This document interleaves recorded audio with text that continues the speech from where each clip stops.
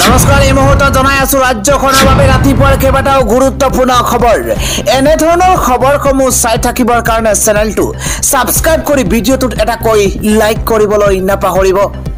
আৰম্ভ কৰিছো আজি ৰাতিপুৱাৰ প্ৰথমটো গুৰুত্বপূৰ্ণ খবৰ। শৃংখল চলিহাৰ বিৰুদ্ধে সংখ্যালঘু সংগঠনে গোচৰ তৰিছে। জাতীয় সংগ্ৰামী সেনাৰ নেতা টিছু বৰুৱাৰ বিৰুদ্ধেও গোচৰ ৰুজু কৰা হৈছে। এটা ব্ৰেকিং নিউজ দিব বিচাৰিছো। শৃংখল চলিহা আৰু টিছুৱে সাম্প্ৰদায়িক বিষবাষ্প বিয়পোৱাৰ গুৰুতৰ অভিযোগ উত্থাপন হৈছে। বীৰ লাচিত খানাৰ নেতা শৃংখল চলিহাক শেষ সকিয়নি প্ৰদান কৰা হৈছে। এটা ডাঙৰ খবৰ জনোৱাৰ চেষ্টা কৰিছো। অসম সংখ্যালঘু সংগ্ৰাম পৰিষদে দাখিল কৰিছে এজাহাৰ। ডাঙৰ খবৰ জনোৱাৰ চেষ্টা কৰিছো। নেতাদ্বয়ৰ বিৰুদ্ধে উচতনিমূলক মন্তব্য দিয়াৰো গুৰুতৰ অভিযোগ উত্থাপন হৈছে। নগৰ সদৰ থানাত এজাহাৰ দাখিল কৰিছে সংখ্যালঘু সংগ্ৰাম পৰিষদে। ধিংকাণ্ডক লৈ মুছলমান সকলেও সমানে প্ৰতিবাদ কৰিছো। নিৰীহ খাটি খোৱা লোকক খেদি পঠোৱা কাণ্ড আমি মানি ললো। শৃংখল চলিহাৰ বিৰুদ্ধে সংখ্যালঘু সংগঠনে অৱশেষত গোচৰ ৰুজু কৰিছে। আন এটা গুৰুত্বপূৰ্ণ খবৰ হৈছে ভয়াৱহ ৰূপ লৈছে ইজৰাইল আৰু হিজবুল্লাৰ যুদ্ধই। মধ্যপ্ৰাচ্যৰ যুদ্ধৰ এটা ডাঙৰ আপডেট জনোৱাৰ চেষ্টা কৰিছো। লেবাননত ইজৰাইলী সেনাৰ ভয়ংকৰ এয়াৰ ষ্ট্ৰাইক। হিজবুল্লাহৰ শতাধিক গাঁঠিত এইবাৰ ইজৰাইলে ভয়াৱহ আক্ৰমণ চলাইছে। ধাৰাবাহিকভাৱে আক্ৰমণ চলোৱা হৈছে। এয়াৰ ষ্ট্ৰাইকৰ পাছতেই হিজবুল্লাহেও দিছে তাৰ প্ৰত্যুত্তৰ। উত্তৰ ইজৰাইললৈ হিজবুল্লাৰ 3 শতাধিক ৰকেট আক্ৰমণ। ৰকেট নিক্ষেপ কৰা হৈছে। ইতিমধ্যে ইজৰাইলত 48 ঘণ্টীয়া জৰুৰী অৱস্থাৰ ঘোষণা কৰা হৈছে।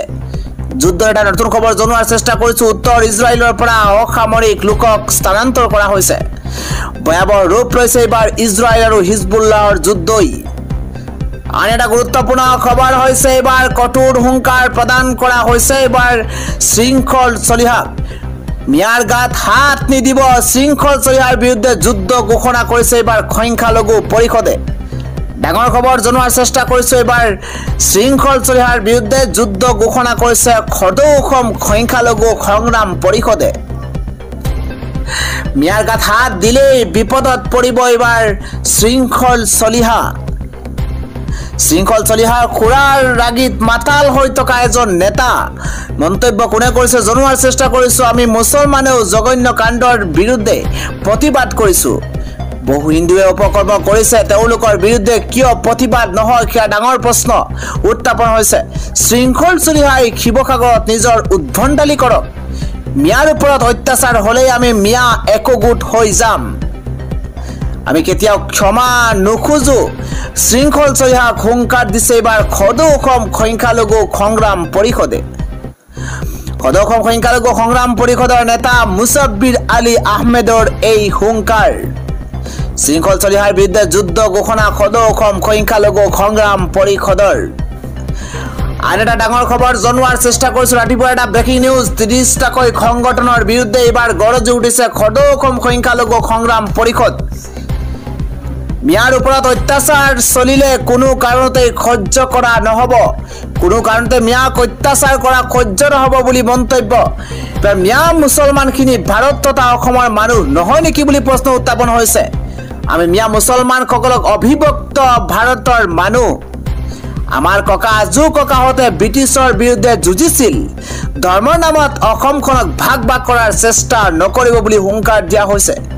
বীৰ লাচিত খানাৰ নেতা শৃংখল চলিহাক সংখ্যালঘু সংগ্ৰাম পৰিষদৰ তৰফৰ পৰা কঠোৰ হুংকাৰ প্ৰদান কৰা হৈছে। শৃংখল চলিহাই অশৃংখল পৰিৱেশ সৃষ্টি কৰিলে তাৰ বিৰুদ্ধেও আমি প্ৰতিবাদ কৰি যাম, প্ৰতিবাদ কৰিম আমি বুলি মন্তব্য কৰিছে। আমি ক্ষান্ত নাথাকো যদিহে অত্যাচাৰ চলে মিয়া মানুহৰ ওপৰত। আমি কেতিয়াও ক্ষমা নকৰো। এনে কৰিলে ইয়াৰ বিৰুদ্ধে তীব্ৰ প্ৰতিবাদ কৰিব সংখ্যালঘু পৰিষদে। ধিংকাণ্ডক লৈ প্ৰতিবাদ কৰিব লাগিছিল কেৱল অপৰাধীৰ বিৰুদ্ধে, কিন্তু হিন্দু মুছলিম বুলি কোনো কথা নাই। অপৰাধী সদায় অপৰাধীয়েই। কিন্তু অপৰাধীৰ বিৰুদ্ধে প্ৰতিবাদ কৰাৰ বিপৰীতে মিয়াৰ বিৰুদ্ধে প্ৰতিবাদ কিয় বুলি প্ৰশ্ন উত্থাপন হৈছে। দিঘৰ জঘন্য কাণ্ডৰ বিৰুদ্ধে প্ৰতিবাদ কৰিছে শ শ মুছলমানেও। পৰৱৰ্তী আন এক গুৰুত্বপূৰ্ণ খবৰ হৈছে কংগনা ৰানাউতৰ মন্তব্যৰ ওপৰত এবাৰ জাঙুৰ খাই উঠিছে কংগ্ৰেছ। আমি জনাই আছো এটা ডাঙৰ খবৰ এবাৰ কাণত ধৰি ক্ষমা খোজক কংগনা ৰানাৱটে এই মন্তব্য কৰিছে কংগনা ৰানাৱটৰ মন্তব্যৰ ওপৰত জাঙুৰ খাই উঠিছে এবাৰ কংগ্ৰেছ বলিউডৰ জনপ্ৰিয় অভিনেত্ৰী তথা বিজেপি সাংসদ কংগনা ৰানাৱটে শেহতীয়াকৈ দিয়া এক মন্তব্যৰ ওপৰত জাঙুৰ খাই উঠিছে কংগ্ৰেছ অভিনেত্ৰী গৰাকীৰ মন্তব্যক অতিকে নিম্নমানৰ বুলি উল্লেখ কৰি আনকি কাণত ধৰি ক্ষমা খোজাৰো দাবী জনাইছে এই আহ্বান জনাইছে কংগ্ৰেছে কংগনা ৰানাৱটে সাক্ষাৎকাৰত কৃষক আন্দোলনৰ সন্দৰ্ভত ভাষণ দি কৈছিল যে তেওঁলোকে মাত্ৰ আন্দোলনৰ নামত হিংসা বিয়পাইছে তাৰ পিছতে গৰজি উঠিছে কংগ্ৰেছ অভিনেত্ৰী তথা সাংসদ কংগনা ৰানাৱটে কয় যে কেন্দ্ৰ সবল হৈ নাথাকিলে কৃষক আন্দোলনৰ সময়ত বাংলাদেশলৈ পঞ্জাব বাংলাদেশলৈ ৰূপান্তৰিত হলহেঁতেন বিজেপিৰ সাংসদগৰাকীৰ এই কৃষক সন্দৰ্ভত কৰা মন্তব্যৰ ওপৰতে ক্ষোভ প্ৰকাশ কৰিছে এবাৰ কংগ্ৰেছে কেৱল সিমানেই নহয় কংগ্ৰেছৰ নেত্ৰী সুপ্ৰিয়া শ্ৰীনাথে কয় যে দিল্লীৰ সীমান্তত প্ৰতিবাদ সাব্যস্ত কৰা কৃষকসকলক বিজেপি নেতাই গালি গালাজ কৰিছে এতিয়া তেওঁলোকৰ সাংসদসকলেও কৃষকসকলক হত্যাকাৰী আৰু দৰ্শনকাৰী বুলি অভিহিত কৰিছে ইয়াৰ লগতে কয় যে বিজেপিৰ এই কথাৰ উত্তৰ এতিয়া কিছুদিনৰ পাছতে হাৰিয়ানাই দিব এনে পৰিস্থিতিত বিজেপি আৰু কেন্দ্ৰৰ শাসকীয় মোদী চৰকাৰে উত্তৰ দিব লাগিব আৰু যদি তেনেকুৱা নহয় তেন্তে সাংসদগৰাকীয়ে কৃষকসকলক কাণত ধৰি ক্ষমা খুজিব লাগে বুলি মন্তব্য কৰা হৈছে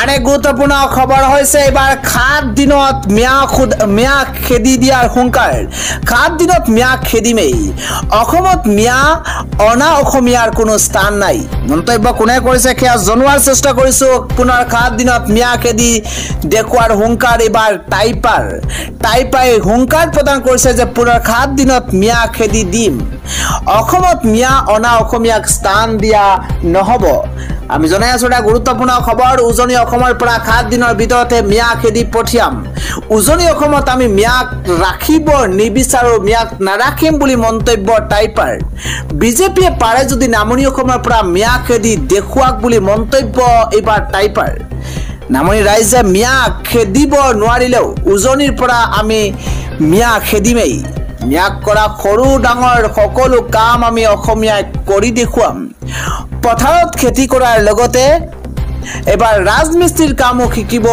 লাগিব অসমীয়াই বিধায়ক আব্দুল ৰছিদ মণ্ডলকো দলৰ পৰা বহিষ্কাৰৰ দাবী জনাইছে এবাৰ টাইপাই মিয়া ভোটেৰে অসমত বিধায়ক হৈছে আব্দুল ৰছিদ মণ্ডল আৰু কংগ্ৰেছে কৰ্তন কৰক আব্দুল ৰছিদ মণ্ডলৰ বিধায়কৰ পদ আব্দুল ৰছিদ মণ্ডলৰ দৰে বিধায়কক বহিষ্কাৰ কৰিবই লাগিব কংগ্ৰেছে বুলি মন্তব্য টাইপাৰ এবাৰ ৰছিদ মণ্ডলক বহিষ্কাৰ নকৰিলে গৌৰৱ গগৈ যেনেকৈ জিকিছিল তেনেকৈ হৰুৱাব উজনিৰ ৰাইজে পুনৰ 7 দিনত মিয়া খেদি দেখুৱাৰ হুংকাৰ প্ৰদান কৰিছে এবাৰ টাইপাই